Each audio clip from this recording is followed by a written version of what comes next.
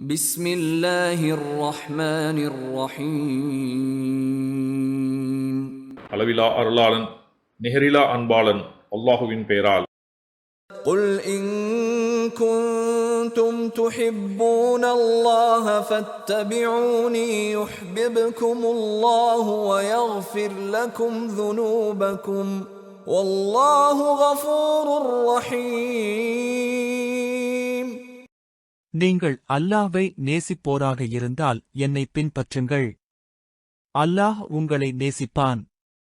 உங்கள் பாவங்களை உங்களுக்கு மன்னிப்பான்.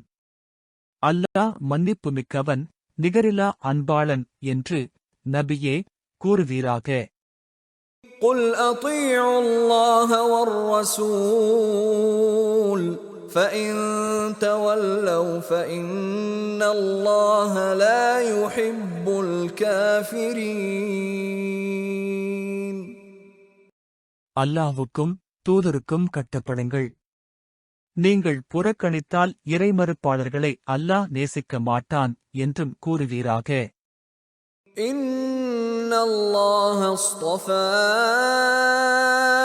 آدم ونوحا وآل إبراهيم وآل عمران على العالمين. ஆதமையும் நூஹையும் இப்ராஹீமின் குடும்பத்தினரையும் இம்ரானின் குடும்பத்தினரையும் அகிலத்தாரை விட அல்லாஹ் தேர்ந்தெடுத்தான். ذُرِّيَّةً بَعْضُهَا مِنْ بَعْضٍ وَاللَّهُ سَمِيعٌ عَلِيمٌ.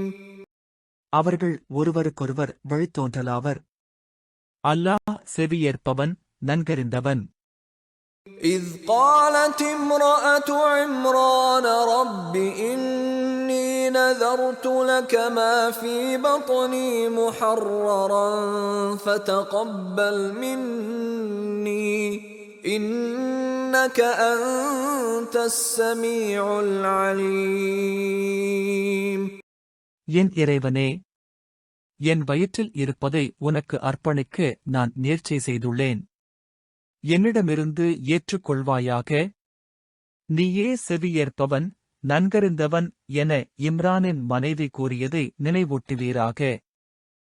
فلما وضعتها قالت رب إني وضعتها أنثى والله أعلم بما وضعت قالت رب إني وضعتها أنثى والله أعلم بما وضعت وليس الذكر كالأنثى وإني سميتها مريم وإني أعيذها بك وذريتها من الشيطان الرجيم. குழந்தையை அவர் பெற்றெடுத்தபோது, என் இறைவனே, நான் பெண் குழந்தையாக பெற்றுவிட்டேன் என்று கூறினார். அவர் பெற்றெடுத்ததை அல்லாஹ் நன்கறிவான். ஆண் பெண்ணைப் போன்று அல்ல. நான் இவருக்கு மரியம் என்று பெயரிட்டுள்ளேன். விரட்டப்பட்ட ஷைத்தானிடமிருந்து இவருக்கும் இவரது பிள்ளைக்கும் உன்னிடம் நான் பாதுகாவல் தேடுகிறேன் என்றும் கூறினார். فتقبلها ربها بقبول حسن وأنبتها نباتا حسنا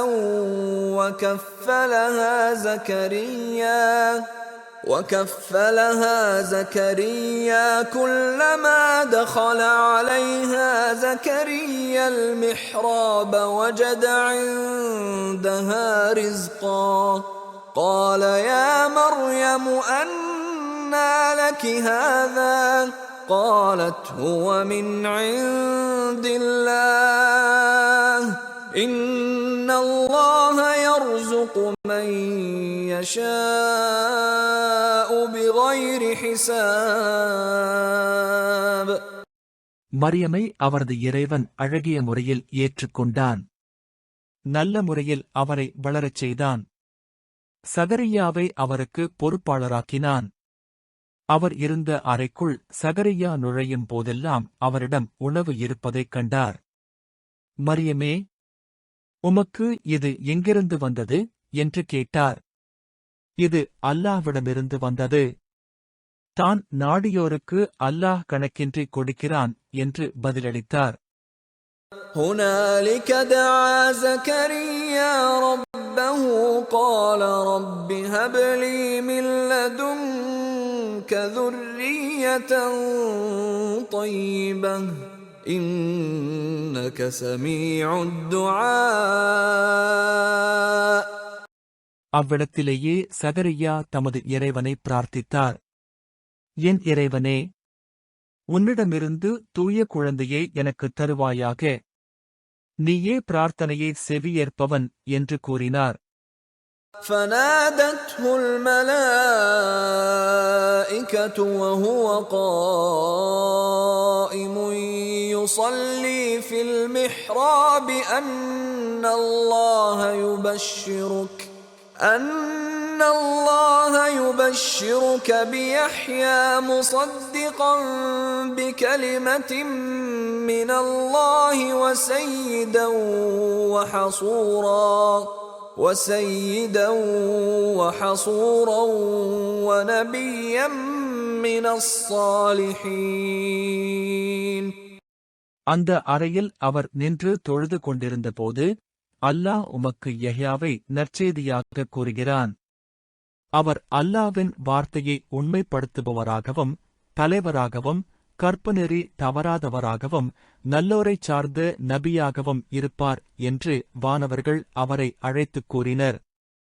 قال رب أنى يكون لي غلام وقد بلغني الكبر وامرأتي عاقر قال كذلك الله يفعل ما يشاء. என் இறைவனே, நான் முதுமை அடைந்து விட்டேன்.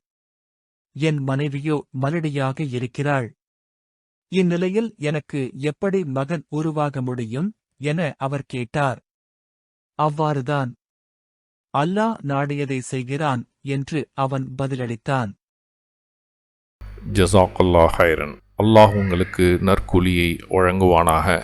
இக்காணொளிகளை பிறருக்கு பகிர்வதன் மூலம் நன்மைகளை பெற்றுக்கொள்ளுங்கள் இன்ஷா அல்லாஹ். இந்த காணொளிகள் தொடர்ச்சியாக உங்களை வந்தடைய சேனலை சப்ஸ்கிரைப் பண்ணுங்க. அத்தோடு அந்த பெல் ஐக்கானையும் கிளிக் செய்தால் இது பற்றிய நோட்டிஃபிகேஷன் உங்களை வந்தடையும் இன்ஷா அல்லாஹ். அஸ்ஸலாமு அலைக்கும் ரஹமத்துல்லாஹி வபரகாத்துஹு.